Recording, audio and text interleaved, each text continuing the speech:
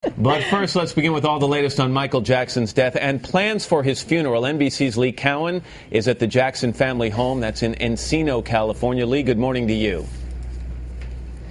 Well, good morning to you, man. Yeah, just the sheer scope of planning something like this is daunting, so much so that pulling it all together by Friday would be difficult at best. Sources are telling NBC News now that any kind of public viewing or memorial for Michael Jackson would likely now be pushed back sometime into the weekend. But for fans, it doesn't matter. They're already headed to Neverland, just in case. At Neverland Ranch, fans are already starting to gather, even if the memorial is still days away. I'm going to be staying in my car.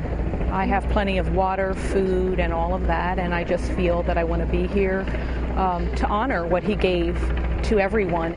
Just the thought of the magnitude of it all has law enforcement authorities scrambling. We're obviously concerned about the roadways and the impact to public transportation, the right-of-way for locals and visitors that they can get to and from in the event that there are a large influx of people. Crowd control is becoming an issue everywhere.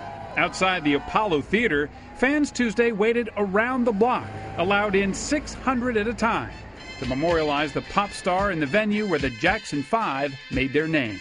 Long live!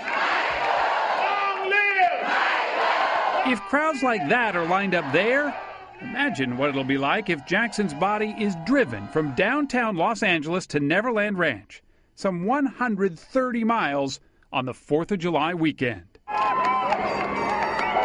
Remember 2005?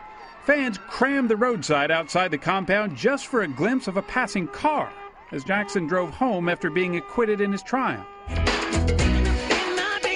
Fans of Jackson's showmanship would have given anything to be on stage with him.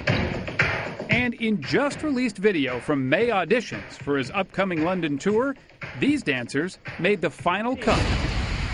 The video shows a very thin Jackson congratulating those who he'd be performing with. But the excerpt does not show any footage of Jackson actually performing. But this paparazzi video taken just 3 weeks ago. How are you feeling? Good. Shows Jackson leaving a doctor's office in Beverly Hills, but he assured his fans he was feeling just fine. Meanwhile, Joe Jackson and the family are now said to be reviewing a document that Michael Jackson's attorneys tell NBC News was his last will, signed back in July of 2002. According to attorney John Branca, he is co-executor, along with Jackson's lifelong friend, John McClane. Sources say it lists as beneficiaries Jackson's mother, Catherine, and various charities. But it focuses especially on his 3 children, who for now, a court ruled, are under the guardianship of Jackson's mother. Debbie Rowe, the biological mother of 2 of those children, tells NBC News through her attorney that she remains grief-stricken, but to the extent that she must respond to court proceedings, she will, of course, do so at the appropriate time. The children are a focus of a host of headlines, one in particular in Us Weekly, who made this allegation this week. Michael Jackson is not the biological father of his 2 eldest children. Many sources have come forward and told Us Weekly that the actual father is Arnold Klein, who is Michael Jackson's longtime dermatologist. NBC News caught up with Dr. Klein, a Beverly Hills dermatologist who reportedly has links to both Jackson and Debbie Rowe, but he made no comment driving into his home.